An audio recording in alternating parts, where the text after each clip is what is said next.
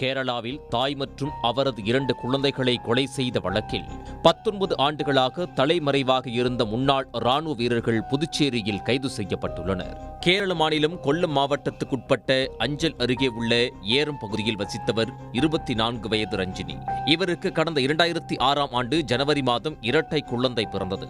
17வது நாளில் தாய் மற்றும் குழந்தைகளை மர்ம நபர்கள் படுகொலை செய்தனர். குழந்தைகளுக்கான பிறப்பு சான்றிதழ் பெற ரஞ்சினியின் தாயார் உள்ளூர் பஞ்சாயத்து அலுவலகத்துக்கு சென்ற நேரத்தில் மூவரும் கொலையாகினர். திரும்பி வந்து பார்த்த தாயார் மகள் மற்றும் குழந்தைகள் இரத்த வெள்ளத்தில் சடலங்களாக கிடப்பதைக் கண்டு அதிர்ச்சியடைந்தார். அது குறித்து காவல்துறைக்கு தகவல் அளிக்கப்பட்டது. போலீஸ் விசாரணையில் ரஞ்சனிக்கும் ராணுவத்தில் பணி செய்யும் குமார் என்பவருக்கும் இடையே ரகசிய தொடர்பு ஏற்பட்டதால் அதன் காரணமாகவே ரஞ்சனிக்கு இரட்டை குழந்தைகள் பிறந்துள்ளது. அந்த குழந்தைகளுக்கு தந்தை குமார் என ரஞ்சனி கூறி வந்துள்ளார். அதை ஏற்க அவர் மறுத்திருக்கிறார். குழந்தைகள் இரண்டும் தமக்கு பிறக்கவில்லை என குமார் கூறியதால் DNA பரிசோதனை மூலம் அதை நிரூபிக்க ரஞ்சனி முயன்றுள்ளார். அதற்காக மகளிர் ஆணையத்தை அவர் நாடியிருக்கிறார். அவரது கோரிக்கையை ஏற்ற மகளிர் ஆணையம் DNA பரிசோதனைக்கு உத்தரவிட்டுள்ளது. DNA சோதனையில் தாம் மாட்டிக்கொள்வோம் என பயந்த குமார் ரஞ்சனி மற்றும் இரட்டை குழந்தைகளை மற்றொரு ராணுவ வீரரான கண்ணூர் ஸ்ரீ கண்டபுரத்தைச் சேர்ந்த ராஜேஷ் என்பவருடன் சேர்ந்து கொலை செய்திருப்பது தெரிய வந்தது. எனவே அவர்களை பிடிக்க காவல்துறையினர் தீவிரம் காட்டினர். குமார், ராஜேஷ் இருவரும் பதன்கோட்டில் உள்ள இந்திய ராணுவத்தின் படைப்பிரிவில் பணியாற்றி வந்தனர். அப்போது குமார் மூலம் ரஞ்சினி மற்றும் அவரது தாயாருடன் ராஜேஷுக்கு நட்பு ஏற்பட்டது. எனவே ரஞ்சினியை திருமணம் செய்து கொள்ள குமாரை சமாதானப்படுத்த உதவுவதாக அவர்களிடம் உறுதியளித்தார். ஆனால் அதற்கு பதிலாக ரஞ்சினி மற்றும் அவரது இரட்டை குழந்தைகளை கொல்லும் சதித்திட்டத்தில் ராஜேஷும் சேர்ந்திருப்பது அம்பலமானது. எனவே இருவரையும் கைது செய்ய போலீசார் தீவிரம் காட்டினர். கைது நடவடிக்கைக்கு பயந்து ராணுவத்தை விட்டே இருவரும் ஓட்டம் பிடித்தனர்.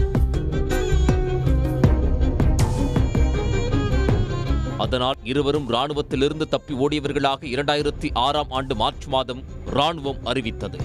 இருவரும் வெளிநாடு தப்பியிருக்கலாம் என கூறப்பட்டது. எனவே அவர்களுக்கு எதிராக லுக்கவுட் நோட்டீஸும் பிறப்பிக்கப்பட்டது. குமார், ராஜேஷ் இருவர் பற்றியும் துப்பு கொடுத்தால் 2 லட்சம் ரூபாய் பரிசு வழங்கப்படும் எனவும் காவல்துறை அறிவித்தது. ஆனாலும் அவர்கள் குறித்து எந்த ஒரு தகவலும் இல்லை. இதையடுத்து கேரள உயர்நீதிமன்றத்தின் உத்தரவின் பேரில் 2010ஆம் ஆண்டு வழக்கு CBIக்கு மாற்றப்பட்டது.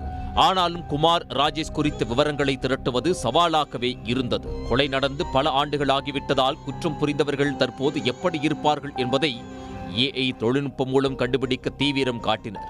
அதற்காக தேடப்படுபவர்களில் ஒருவரான ராஜேஷ் திருமணம் ஒன்றில் பங்கேற்ற பழைய போட்டோ என்று புலனாய்வாளர்களுக்கு கிடைத்தது. AI தொழில்நுட்பத்தை பயன்படுத்தி ராஜேஷ் தற்போது எப்படி இருப்பார் என்பதை வடிவமைத்தனர். அதன் மூலம் உருவான புகைப்படத்தை வாட்ஸ்அப் மற்றும் வலைதளங்கள் வழியே சோதித்தனர். அப்போது அதே தோற்றத்தில் உள்ள ஒருவர் புதுச்சேரியில் வேறு பெயரில் இருப்பது தெரிய வந்தது.